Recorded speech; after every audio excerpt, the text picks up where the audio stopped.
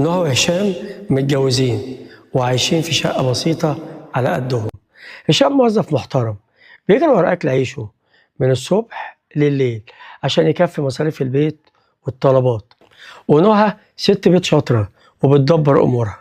حياتهم كانت هادية وراضية لحد ما دخل التليفون على الخط. في يوم نهى كانت قاعدة بتقلب في الموبايل وشافت بوست صاحبتها منزلة صورة لشقتها الجديدة: صالون مذهب، سجادة حرير، ستاير شيفون نازلة من السقف للأرض، وكاتبة تحت الصورة: عش الهنا الجديد. نهى بصت حواليها، الشقة ضلمت في عينيها. بصت على الأنتريه البسيط والستارة اللي لونها بهت شوية من الشمس، وحست بضيقة في قلبها. لما هشام رجع من الشغل تعبان حط شنطته وقعد، فلقى نهى قلبه وشها ومش طايقة كلمة. سألها: مالك يا نهى؟ في حاجة تعباكي؟ ردت بنبرة مليانة عتاب وزعل: مفيش، بس يعني احنا هنفضل عايشين في الشقة دي كده على طول؟ مش هنغير العفش؟ شوف اصحابنا بقوا عايشين ازاي وعفشهم شكله ايه، واحنا محلك سر. هشام اتصدم وحس بقلة حيلة، هو بيعمل كل اللي يقدر عليه. قال لها بصوت واطي: ربنا يسهل اموري وتتظبط واعمل لك كل اللي نفسك فيه.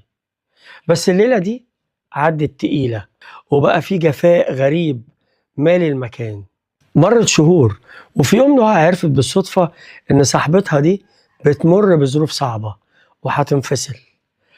اتصلت بيها تطمن عليها. صاحبتها كانت بتعيط ومنهارة، وقالت لنهى جملة هزتها من جواها: الناس حسدوني على شقتي وعفشي اللي نزلته على الفيس، وما يعرفوش إن جوزي كان بيذلني ويهني كل يوم، وما يعرفوش إن الصالون المذهب ده اترميت عليه وأنا بنزف من كتر الضرب. أنا كنت مستعدة أعيش في أوضة وصالة على البلاط، بس ألاقي راجل يحترمني ويطبطب عليا ويشيلني في عينيه زي جوزك ما بيعمل معاكي. نهى قفلت السكة، بصت حواليها في الصالة تاني، بس المرة دي شافت الستارة البسيطة دافية. لما هشام رجع الليلة دي من الشغل، نهى ما جريتش تشتكي، جريت عليه وخدته في حضنها وقالت له ودموعها في عينيها: تسلم لي، الشقة دي جنة طول ما انت فيها.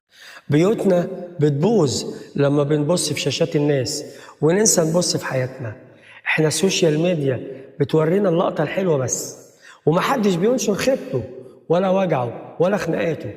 بلاش تقارن كواليس حياتك وتعبها بلقطة متصورة في ثانية لغيرك عشان ما تخربش بيتك بإيدك. البيوت بتتعمر بالحب مش بالعفش المذهب والستاير الشيفون.